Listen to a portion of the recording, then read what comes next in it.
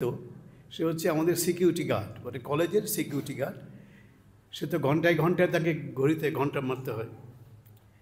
এই 11টার পর থেকে শুরু হবে, 11টা, 12টা, 1টা, 2টো, 3টে, 4টে, 5টা, এই অবধি ঘন্টা পড়বে প্রতি ঘন্টায় ঘন্টায়।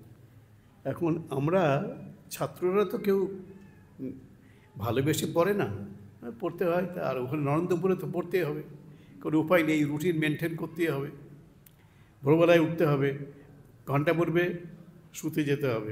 বুঝুন ঠেলা, মানে শোবার সময় ঘন্টা পড়বে, এখন শুতে যেতে হবে।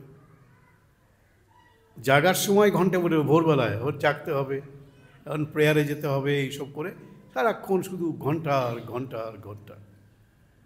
তা নরেন্দ্রপুরে একটি স্কুলের ছাত্র, ওখানে তো স্কুলও খুব নাম করা, মানে সেরা স্কুলের মধ্যে, সারা ভারতের মধ্যে সেরা স্কুলের মধ্যে নরেন্দ্রপুর 1-2 মধ্যে আছে। তো সেই একটি স্কুলের ছাত্রকে একজন জিজ্ঞেস করছেন, যে তোমরা যে এখানে থাকো, হস্টেলে থাকো বা কলেজে স্কুলে পড়াশোনা করো, এরকম যে এখানকার জীবনটা তোমাদের কীরকম? ছেলেটা উত্তর দিয়েছিল, মানে বেশ বুদ্ধিমান ছেলে, যেখানকার জীবন হচ্ছে ঘণ্টাময়। ঘণ্টাময় কীরকম ঘণ্টাময়? বলে শুতেও ঘন্টা, জাগতেও ঘন্টা, খেতেও ঘন্টা, টিফিন খেতেও ঘন্টা, সবসময় ঘন্টা ঘন্টা ঘন্টা, ঘন্টার মধ্যে জীবন চলছে ঘড়ি ধরে। তাই বলছেন এখানকার জীবনটা হচ্ছে ঘন্টাময়। আচ্ছা, আর কিছু আপনারা হয়তো জানেন যে আমরা যখন খেতে যাই, আমরা যখন খাই, সে সকালেই খাই আর দুপুরেই খাই আর রাত্রেই খাই, আমাদের একটা মন্ত্র বলে খেতে হয়।